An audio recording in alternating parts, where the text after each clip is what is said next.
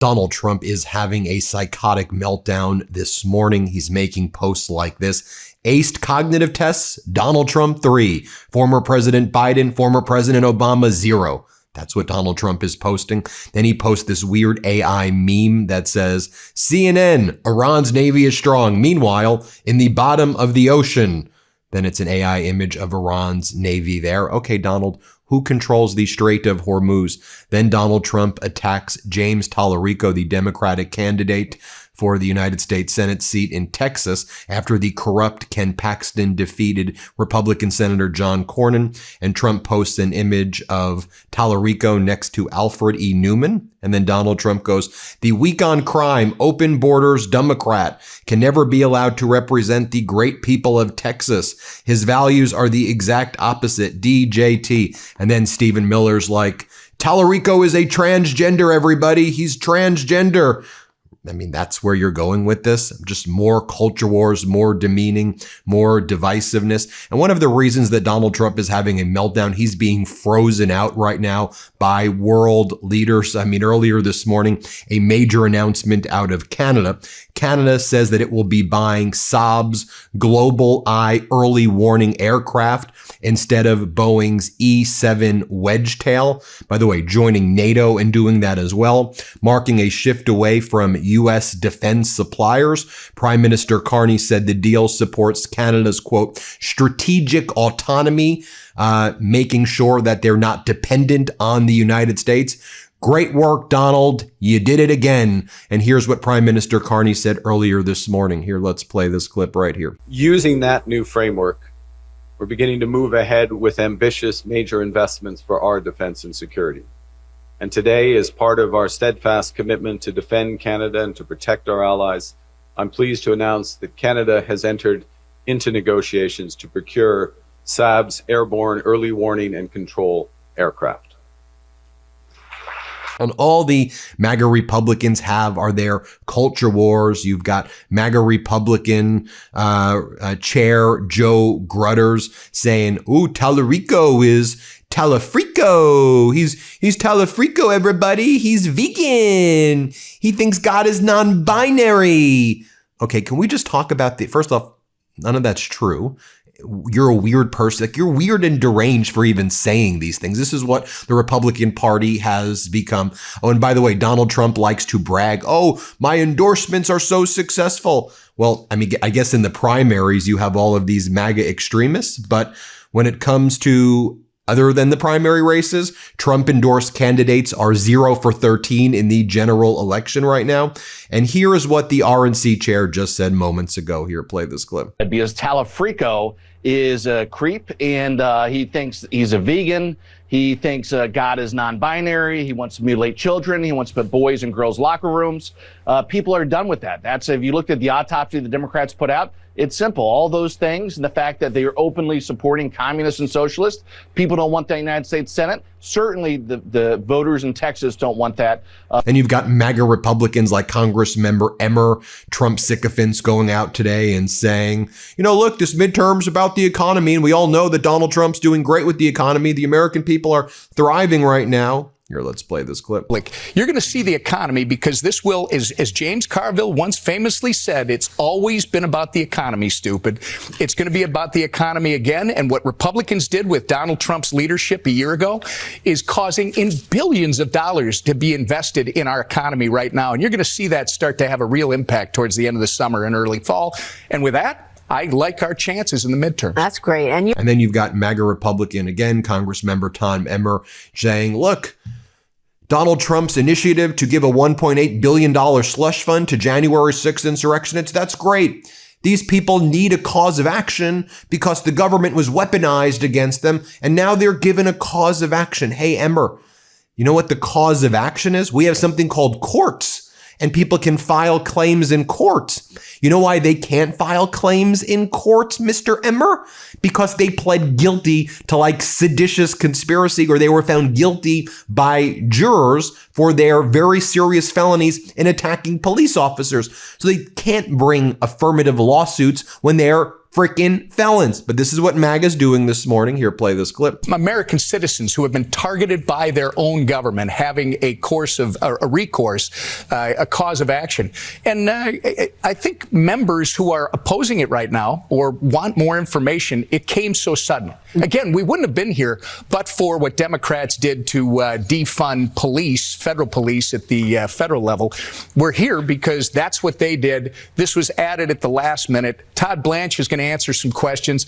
We'll see where it goes. I think it makes sense. Do you expect? Also, if you want to know what MAGA's doing this morning, you've got Donald Trump continuing to build the UFC stage outside of the White House.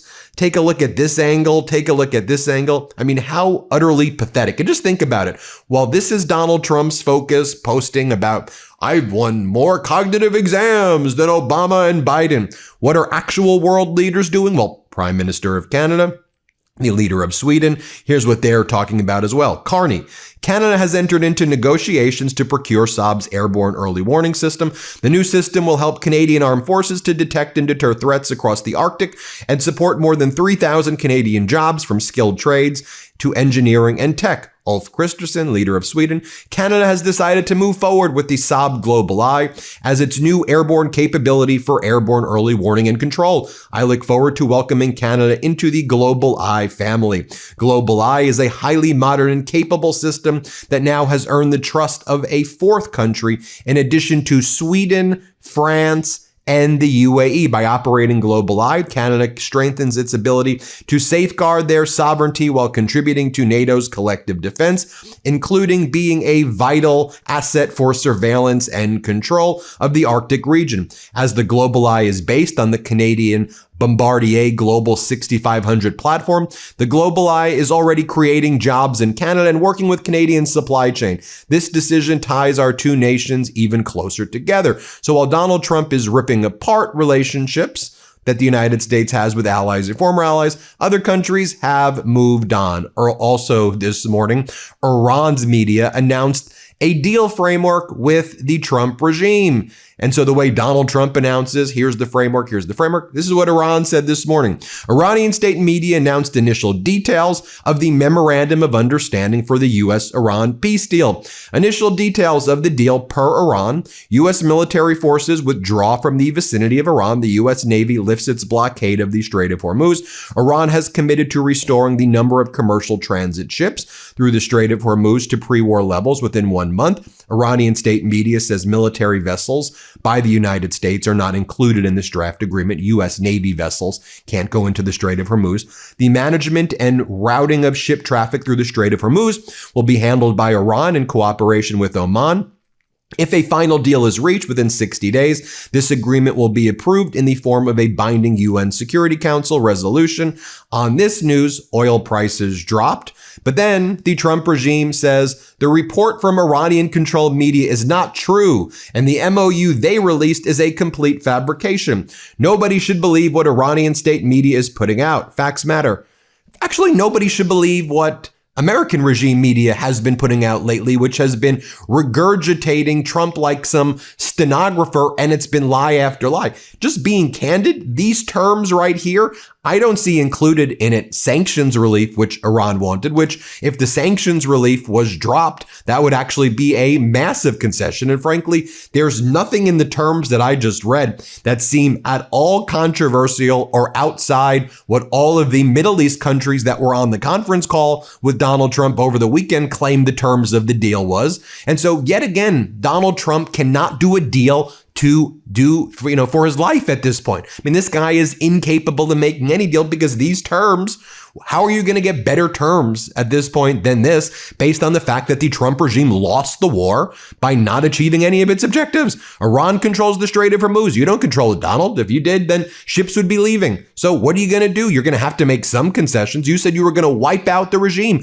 The regime is more entrenched than ever. And you can do AI memes and say the Navy's at the bottom of the sea. It's just not true. Iran uses all of these fast boats, these smaller boats that are able to control the Strait of Hormuz. That's what they're running right now. They have their missile capabilities, their launchers, their drone capabilities. In fact, they probably have more capabilities than when the war started at this point.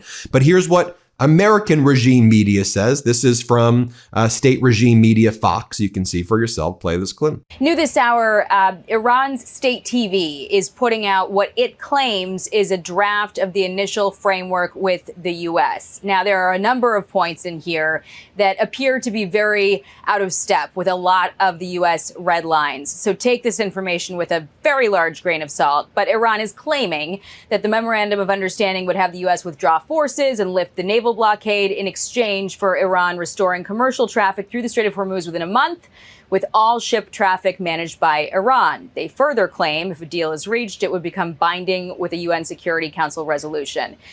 We have heard no updates from the U.S. side, but the White House has repeatedly pushed back on premature reports and inaccurate reports about what these discussions entail.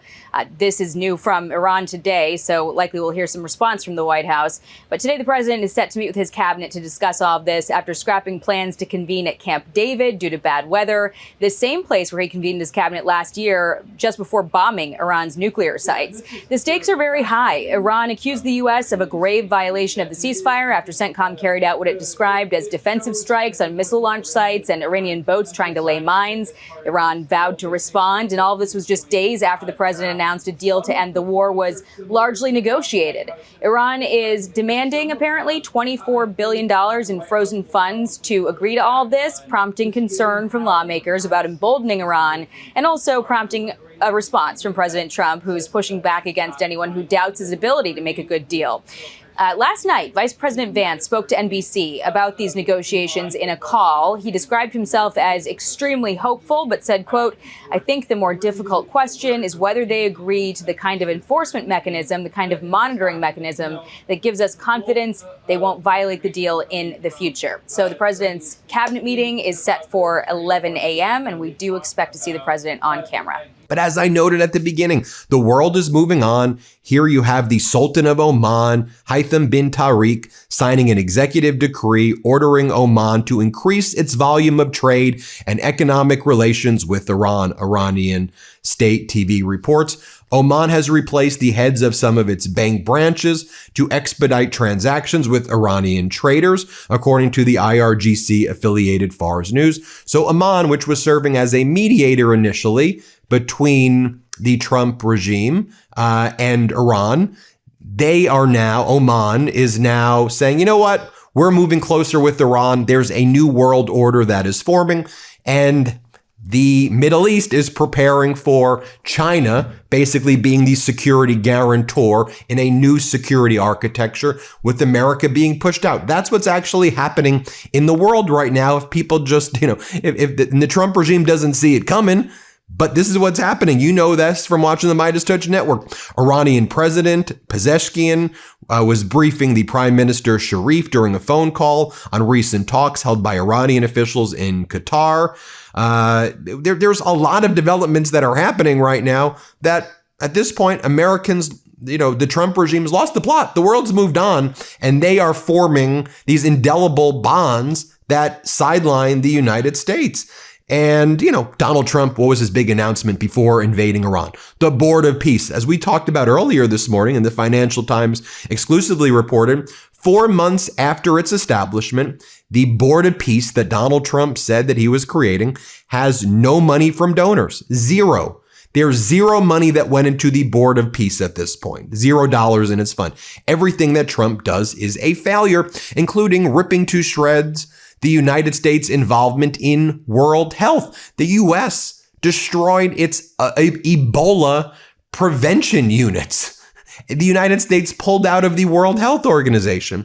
And now we're seeing Ebola spread at a horrifying rate in the Congo and in Uganda. As the World Health Organization is talking about today, as Tedros Ghebreyesus explains, the Democratic Republic of Congo now faces a catastrophic collision of disease and conflict, with the Ebola outbreak in its Ituri province outpacing the response. The Ebola virus, its current virus form, has no approved vaccine or treatment. Stopping the Ebola transmission depends entirely on humanitarian access, yet ongoing clashes are driving mass displacement, pushing exposed contents contacts into overcrowded camps and severing critical containment corridors. Frontline workers are risking everything, while attacks on health facilities make tracking cases and their contacts nearly impossible. But Donald, I thought you solved all of the wars in the Congo. Didn't you solve everything and wasn't that one of your peace deals that you announced also? Because the Trump regime gutted the CDC, they're now begging people, hey, you want to volunteer and help us at the airports right now? Layer on to that the fact that we have the World Cup that's coming up in the United States, where there's going to be lots of international travel. Do you see what the recipe for disaster is? Maybe committing funds to international health efforts